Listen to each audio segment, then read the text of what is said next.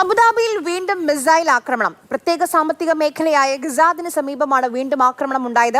Missile ആക്രമണം തടയാൻ സാധിച്ചുവെങ്കിലും അവശിഷ്ടങ്ങൾ വീണ് കെട്ടിടത്തിന് കേടുപാട് പറ്റിയിട്ടുണ്ട്.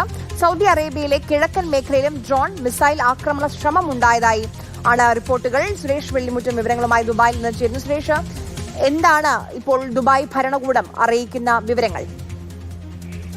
ആര്യ, ഏറ്റവും പ്രധാനം ഡൊണാൾഡ് ട്രംപ് ലോകത്തെ അഭിസംബോധന ചെയ്യുന്നതിന് തൊട്ടു മുൻപും അഭിസംബോധന ചെയ്തതിന് ശേഷവും ഗൾഫ് രാജ്യങ്ങളിൽ ആക്രമണ ശ്രമങ്ങളും ഉണ്ടായി എന്നുള്ളതാണ്. അതായത് ട്രംപിന്റെ വാക്കുകളൊന്നും നിലവിലെ സാഹചര്യത്തെ കാര്യമായി ഗൾഫിൽ ബാധിച്ചിട്ടില്ല. ഗൾഫ് മേഖലയിലേക്ക് ഇറാനിൽ നിന്നും മിസൈൽ ആക്രമണവും അതോടൊപ്പം തന്നെ ഡ്രോൺ ആക്രമണങ്ങളും ഒക്കെ തുടരുന്നുണ്ട്. നേരത്തെ ആര്യ സൂചിപ്പിച്ച അബുദാബിയിലെ കസാദ് UAE തന്നെ ഏറ്റവും വലിയ പ്രത്യേക സാമ്പത്തിക മേഖലയാണ്. അതിന് സമീപമാണ് ഡ്രോൺ ഉപയോഗിച്ചിട്ടുള്ള മിസൈൽ ഉപയോഗിച്ചിട്ടുള്ള ആക്രമണ ശ്രമം ഉണ്ടാക്കുന്നത്. ശക്തമായിട്ടുള്ള ആക്രമണമായിരുന്നു. മുൻപ് ഇതേ സ്ഥലത്തേക്ക് കഴിഞ്ഞ ശനിയാഴ്ച ആക്രമണം നടത്തുകയും 6 പേർക്ക് പരിക്കേൽക്കുകയും 3 തീ പിടിക്കുകയും ചെയ്യുന്ന ഒക്കെ സാഹചര്യമുണ്ടായിരുന്നു.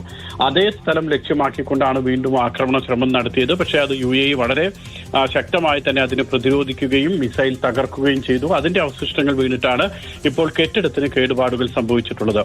സൗദിയിലെ കിഴക്കൻ മേഖല എന്ന് പറയുന്നത് സ്ഥിരം ഒരു ആക്രമണ കേന്ദ്രമാണ് ഇറാനിൽ നിന്നുമുള്ളത്. അവിടെയും 4 ഡ്രോണുകൾ ഉപയോഗിച്ചിട്ടാണ് ഇന്ന് പുലർച്ചെ ആക്രമണം ഉണ്ടായത്. അതെല്ലാം തന്നെ സൗദിയും പ്രതിരോധിക്കുകയും ചെയ്തു. ബഹ്റൈനില് ഇന്നലെ രാത്രിയും ഇന്ന് പുലർച്ചെയും ആക്രമണങ്ങൾ ഉണ്ടായി. ബഹ്റൈൻ ആഭ്യന്തര മന്ത്രാലയം ഇക്കാര്യം സ്ഥിരീകരിക്കുന്നുണ്ട്. ഡ്രോൺ അവശിഷ്ടം വീണ് Sheikh Khalifa bin Salman highway താൽക്കാലികമായി അടച്ചിടേണ്ട സാഹചര്യവും ഉണ്ടായി. പക്ഷേ ഈ അവശിഷ്ടങ്ങളൊക്കെ മാറ്റിയതിനു ശേഷം റോഡ് ഗതാഗതത്തിനായി തുറന്നു കൊടുക്കുകയും ചെയ്തു.